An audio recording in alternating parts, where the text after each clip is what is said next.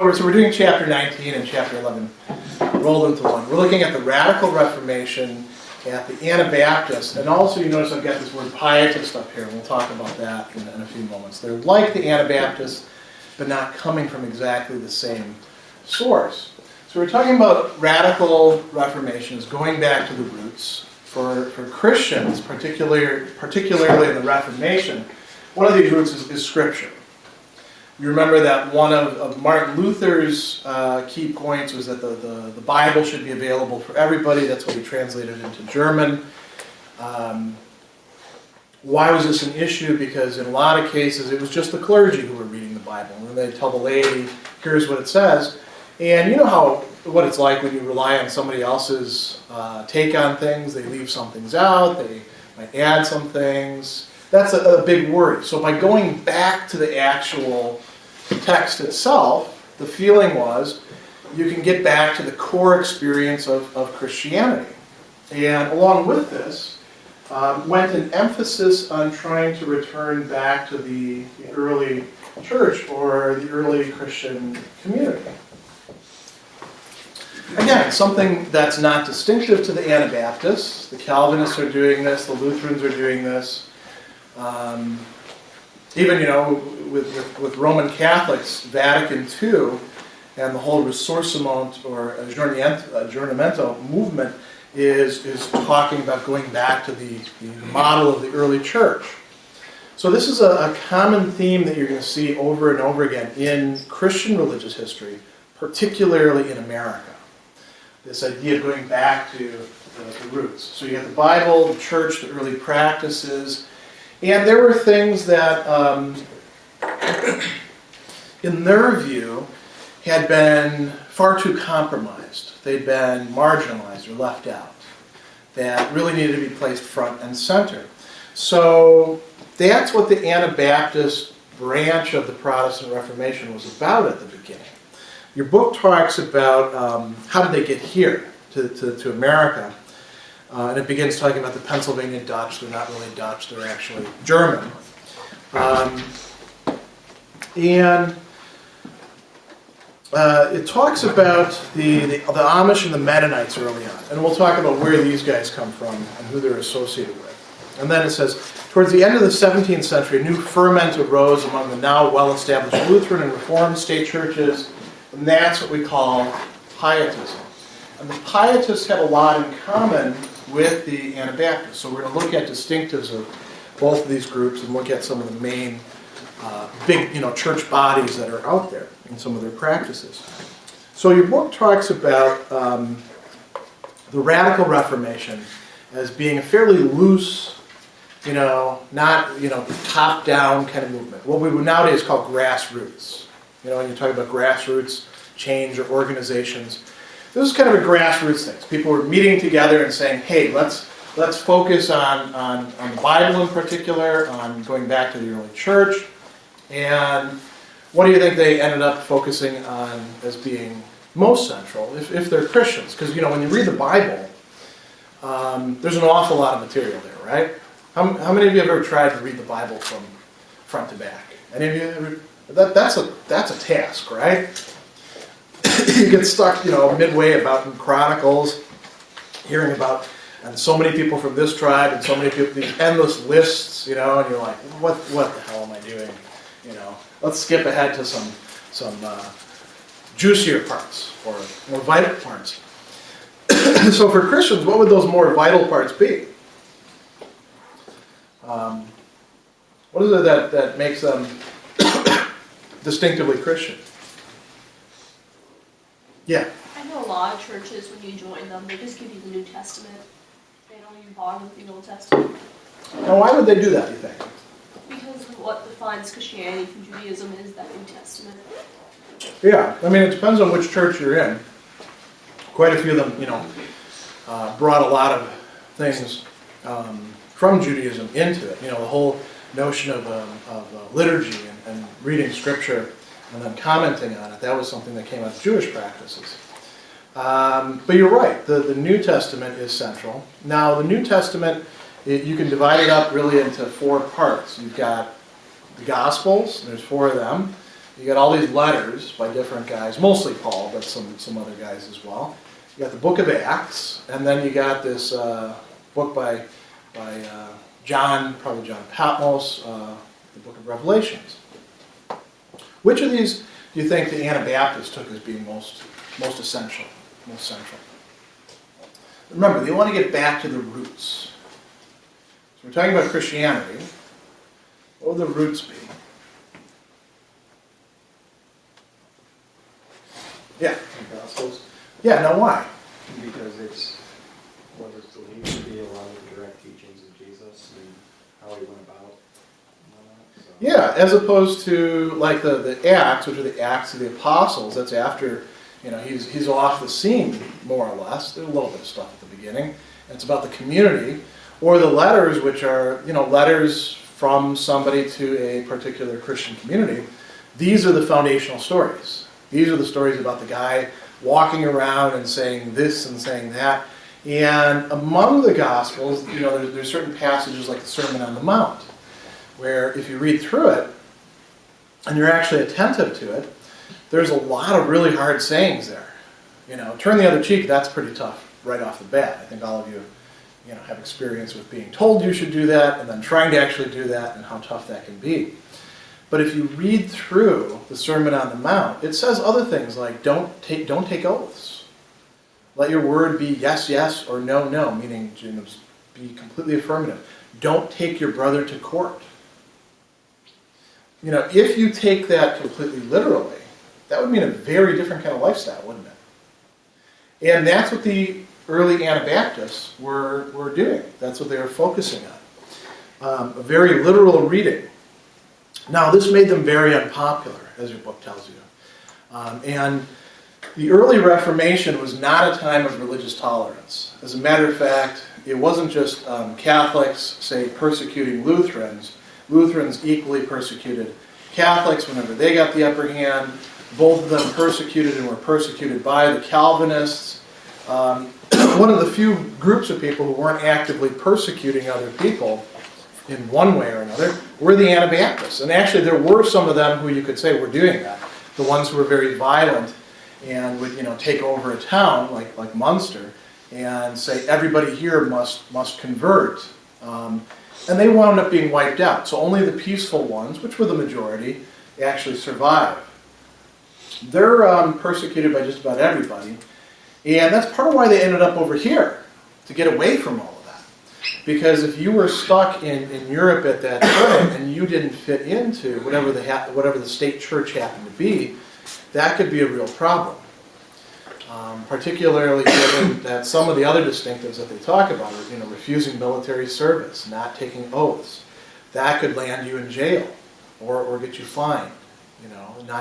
That wouldn't just affect you, that would affect your family. So many of these Anabaptists came to America. And why did they come to Pennsylvania in particular? Does anyone know offhand? Because it was just a nice place to be, and further south from, Maine, which is kind of cold, and not so far south as, the Carolinas, which are pretty hot. Pennsylvania's got a nice temperate. No, it's not that. Well, what do you think it was? There's a group that founded Pennsylvania, really, that we're going to talk about in a couple chapters from now, the Quakers, or the Society of Friends. What do you think they did that was different, say, than what the Puritans did in Massachusetts and Connecticut and New Hampshire and places like that?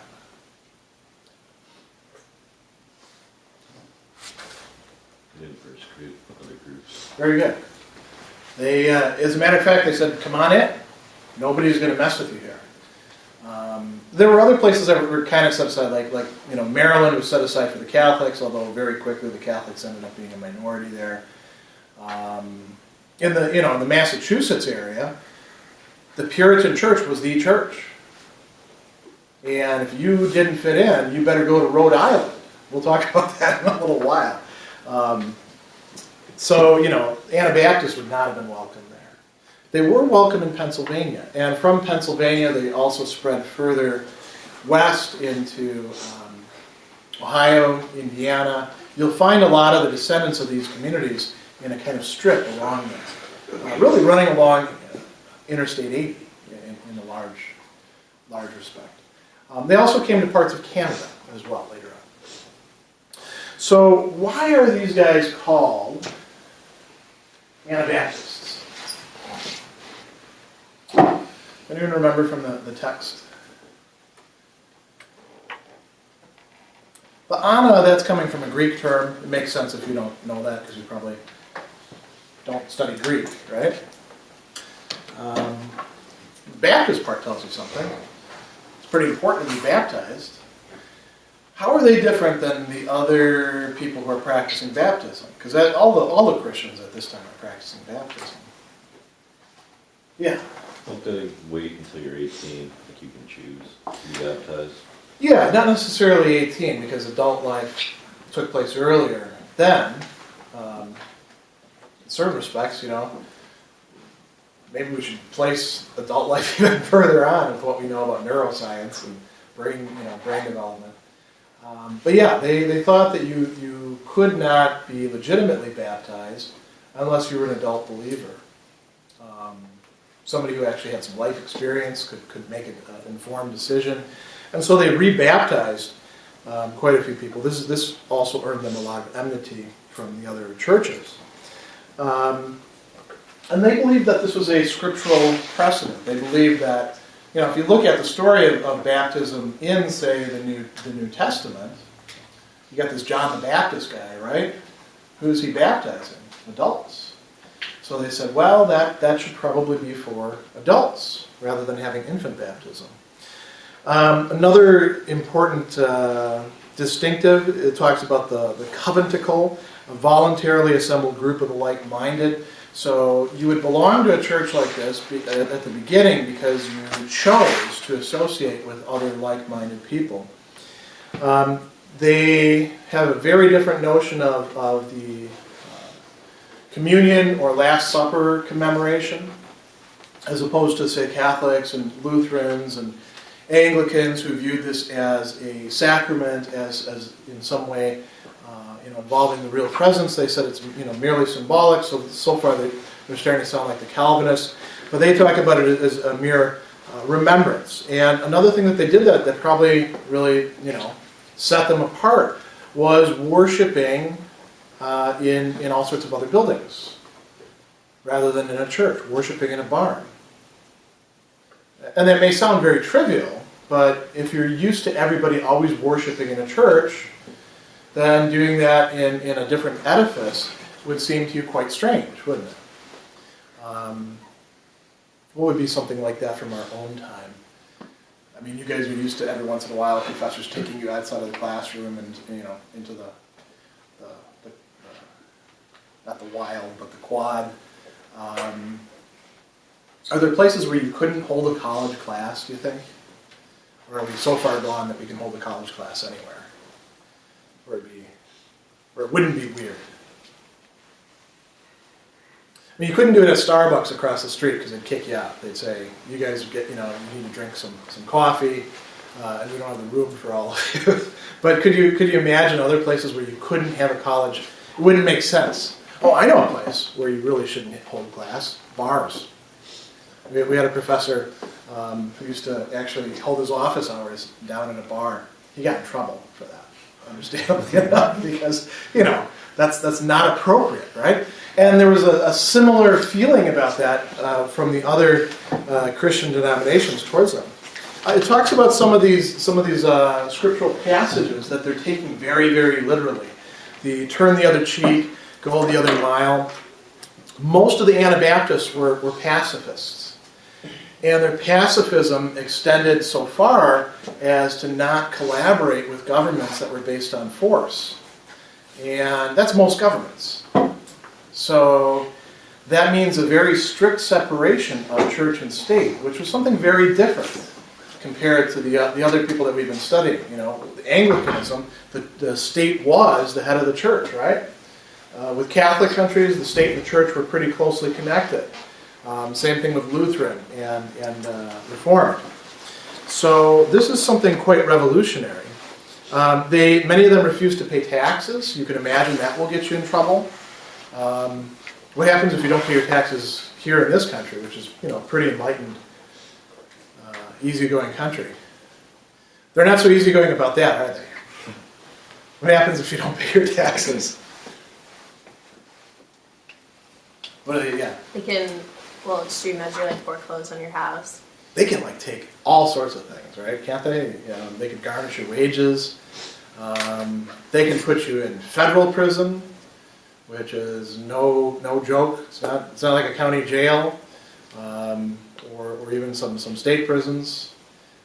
There's a lot of things. The government is by its very nature coercive, and the Anabaptists are pulling away from this and saying that that's part of they're reacting against something that they could call worldliness. And again, not something that they're making up, not something that they're the first people to talk about, but there's this extreme emphasis upon avoiding worldliness so that you can live out a truly devout life. And it talks at the beginning, in this chapter, this first chapter on this, about a few of the important founders. So these are good people to know. Menno Simmons, and is it Jacob? Yeah, Jacob Amen. It's really easy to get some of these Johns and Jacobs mixed up, at least for me. Maybe, I don't know how it is for you. These guys are pretty important early figures. Notice the names. What are we getting from those names? Some of the names of the early Anabaptist traditions that still continue today.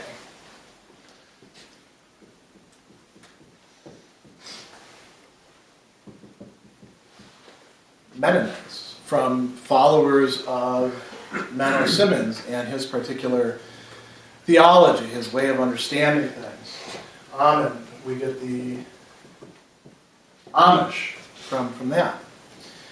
And, you know, what's the difference between these two? They just have different founders? Are they all pretty much all in the same spectrum? They have a lot of stuff in common.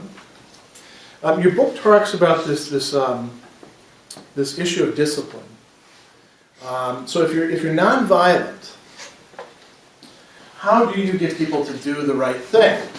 How do you get people to actually follow the rules?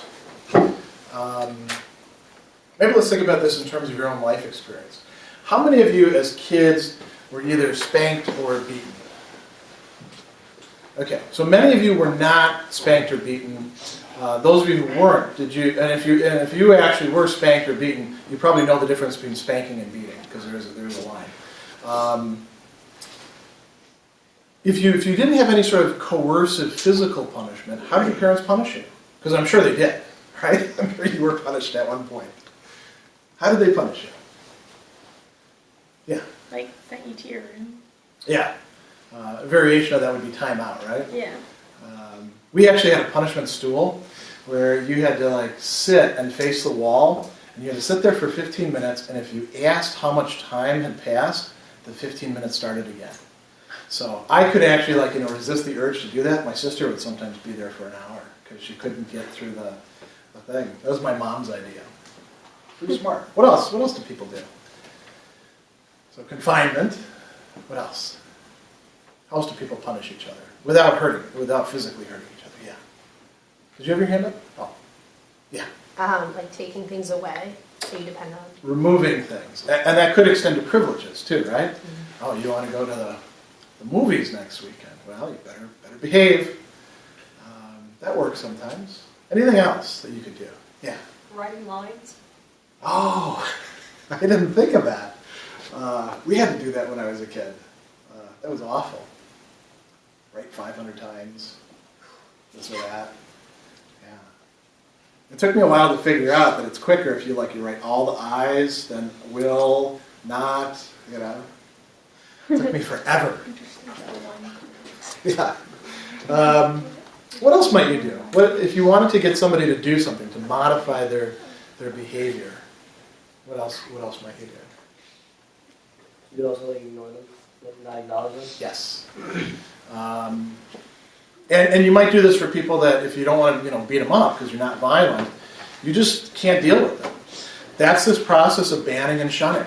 It was a removal of fellowship from people in the community who were felt to be transgressing or perhaps even incorrigible.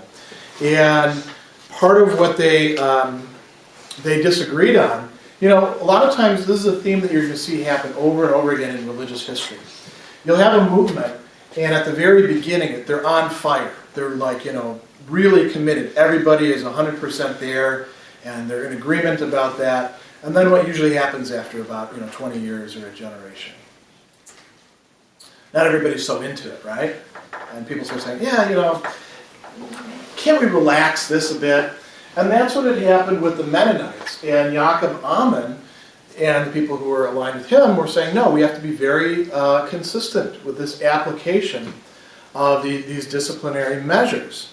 And it led to a split within the community, and that split never really healed. So there was a split between the Mennonites and the Amish. That's where we get these two major groups from. We'll look at some of the other groups in just a moment. Let's move on to the chapter now that talks a bit more in detail about some of these. That is chapter 19. And this is titled Anabaptists and Pietists in Pennsylvania. So now they're bringing in another group, right?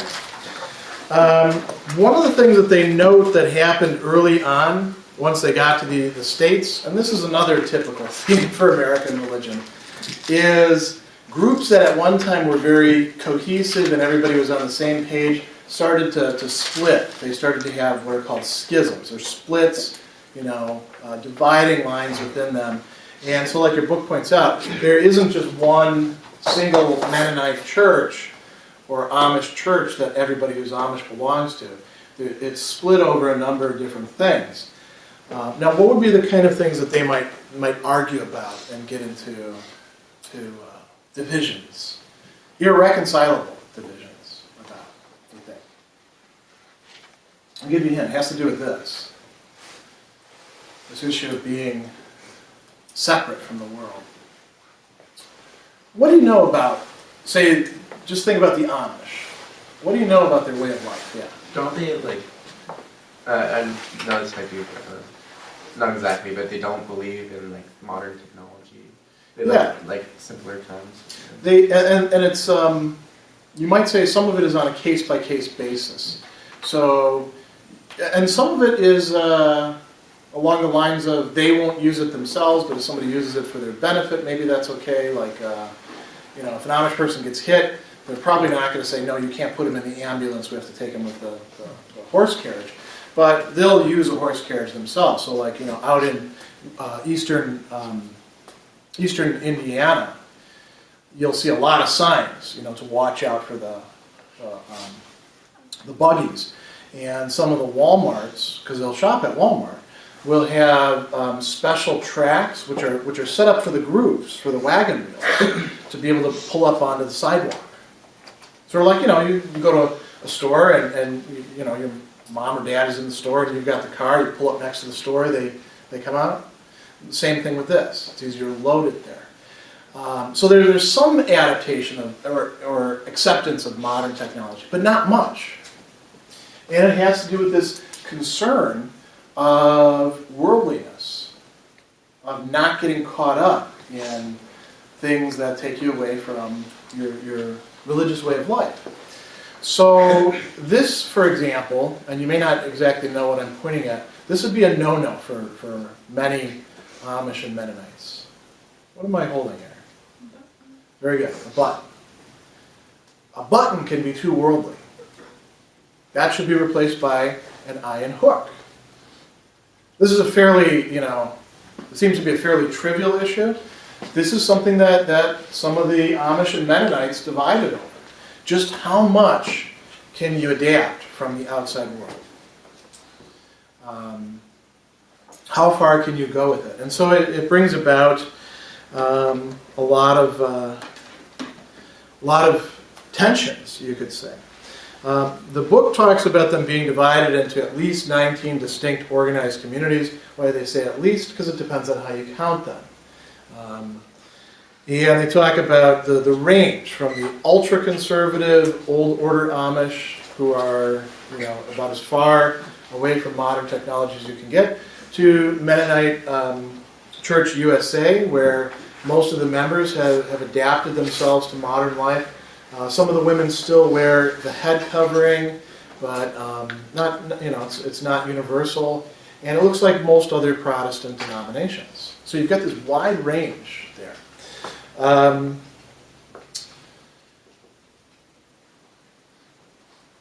Your book talks about those two particular groups. And then it moves on and talks about worship. So this is an important distinction. We've got going back to the Bible and the church and the community, and that influences, let's say, worship and then way of life. So how do they worship? And your book says this is an area where Mennonite and Amish practices are distinguishable. The Amish continue the Anabaptist tradition of regarding churches as worldly. So they don't go into churches. They go into barns or into houses. That's where they hold their meetings. That's where their fellowship occurs. They have three groups within it of ministry: bishops, preachers, and deacons. Bishops are not like bishops in other churches. They're sort of just overseers. They're a self-supporting laity. That means that nobody is a professional bishop. Nobody is a professional preacher. They have, for the most part, what is their profession? Most of them? Farmers, right. And then all the different professions that would support farming, like being a blacksmith, being a cooper. Anyone know what a cooper is offhand? Make barrels. Very good. It's not all that often that somebody knows about that. Usually only the homebrewing oriented people. They also talk about music, and the Amish developed some distinctive music. We don't have time, unfortunately, for listening to this sort of stuff, but I'll put some links in iLearn when I find some sound files so you can actually hear this. Mennonite worship is much more like other Protestant worship. It's less distinctive. So you can say that one of the big dividing lines is that the Mennonites are, in general, more adapted to the world than the Amish are. They also talk about another important group, and once again, you're going to have a guy who's associated with this, another Yaakov. And this would be the Hutterites. Yeah, and the Hutterites are, pretty similar to the Amish in many respects. What's different is that the Amish still have private property. So, if all four of us are in one household and these four are in another household, we've got our buggy, you've got your buggy, we might lend our buggy to you, if you need it, but it's still our buggy. You can't have our buggy, right? We'll do the upkeep on that, you do the upkeep on yours. Well, the Hutterites practice communal property. That's a very hard thing to do. It takes a lot of discipline.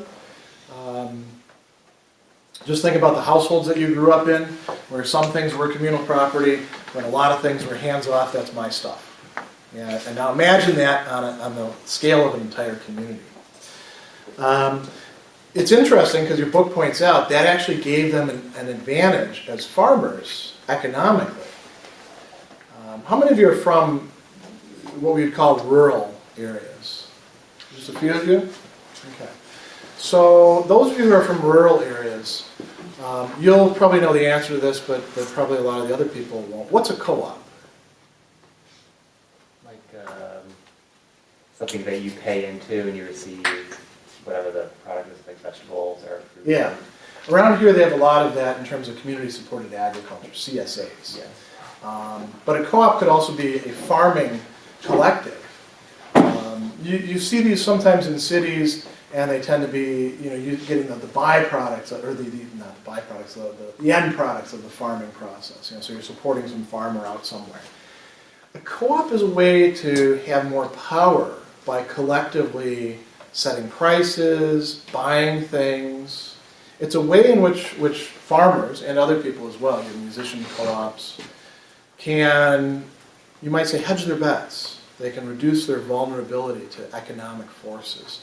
And the Hutterites were able to do that. That's something that was very helpful for them. Now, you notice that we haven't talked at all about these guys, the Pietists. Who are they? They're not coming out of the Anabaptist movement, but the Anabaptists, this is something that happens very often too. The Anabaptists are living a very different kind of life. And other people in some of the churches, like the Lutheran Church and the Reformed Church, are looking at them and they're saying, those people seem to be like really happy and on fire, and they have a kind of distinctive spirituality that seems to be kind of missing in our tradition. And so the Pietist movement starts out as a Protestant movement within these established churches to try to re-intensify their spiritual life. Like your book has this great phrase, a more vital form of religious expression. And they say it wasn't an open revolt. It wasn't a screw you, we're leaving you behind, we're our own thing. But like they call it, a quiet reshaping from within. And like it says, they were looking for a religion that spoke to the emotions as well as to the reason. It was a disciplined pursuit of spiritual growth within the context of these small groups of the devout who met amongst themselves for Bible study. You see this pattern repeating itself over and over again. Not only, by the way, in just Protestant circles, but also in Catholic circles as well. This small group, Bible study sort of thing. And why are they doing this? Because they want something. They want something that really gets them in the heart. Something that makes sense out of their religious yearnings. And like your book points out, a new form of music, a psalmody, develops out of this as well. One that's, again, more oriented towards getting the believer to feel something. And you have a couple different groups that come out of this. Do I have enough space here? Let's actually put a dividing line here and talk about some of these Pietist groups. One of these is the Brethren, who later on split and become 4 different churches. Indiana is really the place where you're going to find the most of these right now. Indiana, by the way, as far as like Protestant denominations goes, one of the most diverse states in the nation. It's really quite striking. That's a complete digression. So, the Brethren, what is distinctive to them? They were like the Anabaptists in that they're practicing immersion, right? They're also called the Dunkers. They find their way to Pennsylvania, to other parts of the Midwest, and it talks about some of their key rituals. So I'm just going to read this directly, and then we'll talk about this. The central ritual is the agape or love feast, modeled on early Christian services. So this is their form of communion. Agape means love in ancient Greek. So what we translate as caritas in Latin, and we get charity from that. Now, what does this include? Well, think about the Last Supper. Besides, saying, hey, one of you is going to betray me, eating unleavened bread, and what else happened at the Last Supper? That was really distinctive. That really kind of blew some of their minds.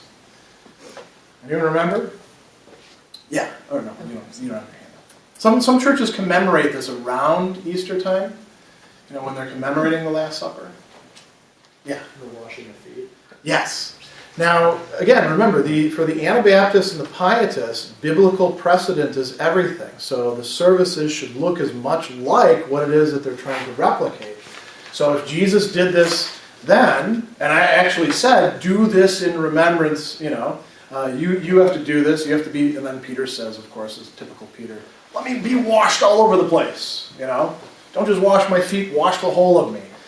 It's a very dramatic incident, and it's part of their general practice.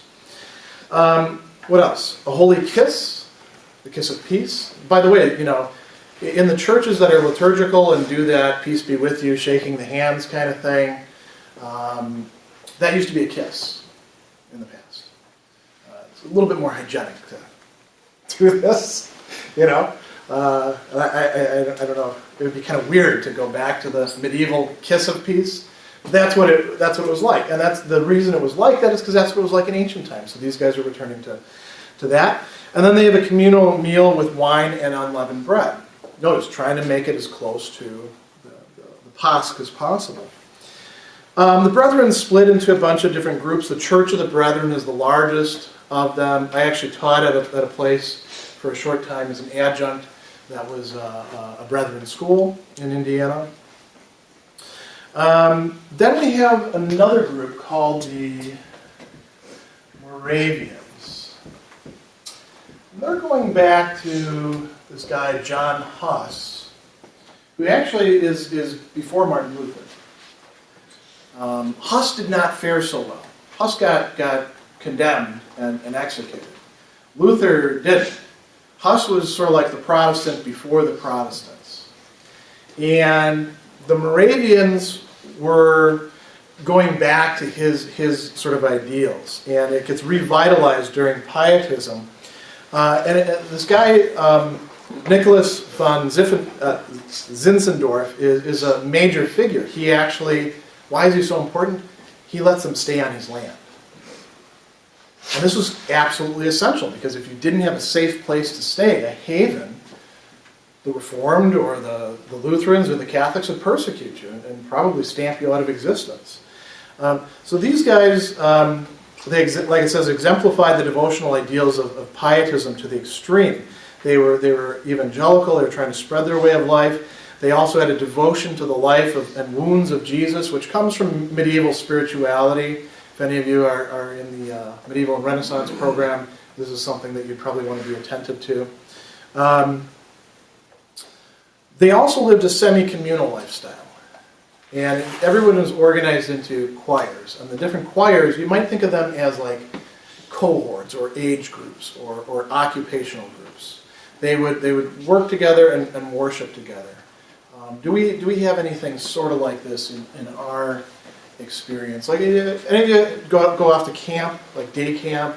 Not day camp, it was stay away camp when you were kids, and you'd have this group, and they might be called the Turtles, and then this group, and they're the Wolves, and you do everything with them, and after a while you find out whether you hate their guts or whether they're your best friends because you're doing everything with them.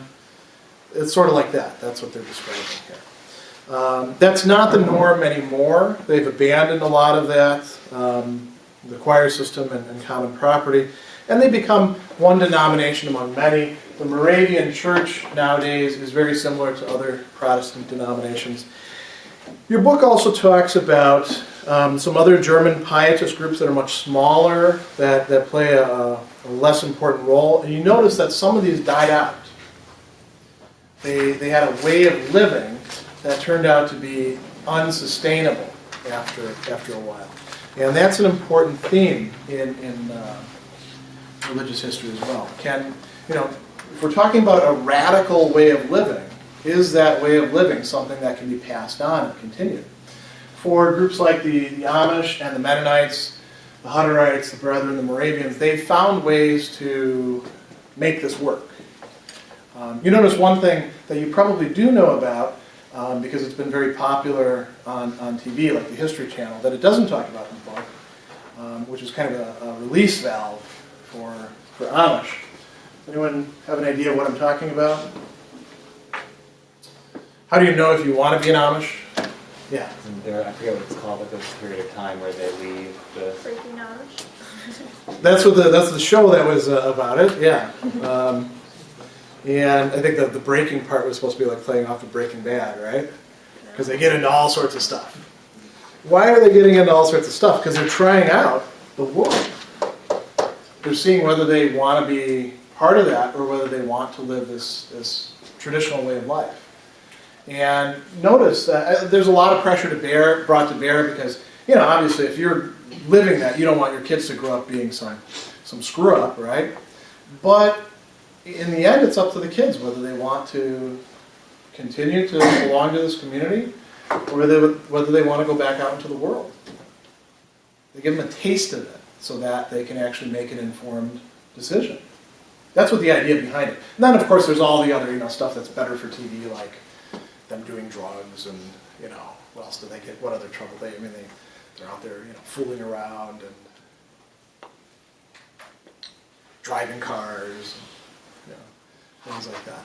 But I don't know why your book doesn't mention it. That seems kind of important, at least for the Amish. Perhaps it doesn't mention it because it doesn't fit into the spectrum of all of the other churches.